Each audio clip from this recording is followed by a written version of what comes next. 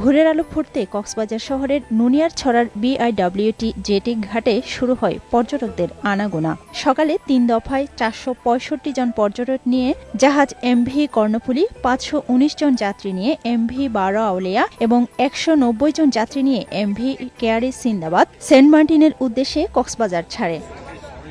এর আগে চলতি পর্যটন মৌসুমে নভেম্বর থেকে দ্বীপটিতে পর্যটকদের যাতায়াতের জন্য খুলে দেওয়া হলেও রাত্রিযাপনের অনুমতি না থাকায় জাহাজ চলাচল করেনি। দীর্ঘ বিরতির পর সেন্ট মার্টিনে যাওয়ার সুযোগ পেয়ে উচ্ছ্বসিত পর্যটক। খুবই এক্সাইটেড ফিল করছি, আর সেন্ট মার্টিনটার সৌন্দর্য আরো বেড়ে গেছে, দেখে আরো ভালো লাগছে। আমরা অনেকদিন ধরে ওয়েট করতেছিলাম যে কবে খুলবে, কবে আসবো। সরকার যেহেতু নির্দেশনা দিয়েছে, নাগরিক হিসেবে দায়িত্ব থাকবে যে এগুলো মেনে চলে।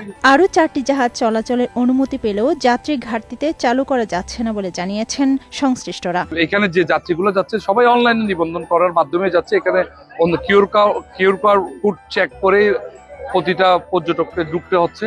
এখানে এটার বাইরে যাওয়ার কোনো সুযোগ নেই। এদিকে পরিবেশ সুরক্ষায় পর্যটকদের জন্য নির্ধারিত নির্দেশ মানা হচ্ছে কিনা তা পর্যবেক্ষণ করছে পরিবেশ অধিদপ্তর। সরকারের যত নিয়ম কানুনগুলো মেনেই আমরা আমাদের জাহাজগুলা পরিচালনা করতেছি। এখন থেকে পর্যটকরা রাত্রিকালীন অবস্থান করতে পারবে।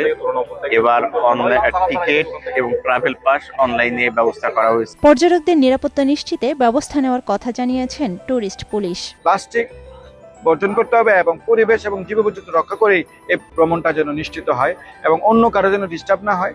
সবকিছু মিলিয়ে যেন ভ্রমণটা যেন আনন্দঘন হয়।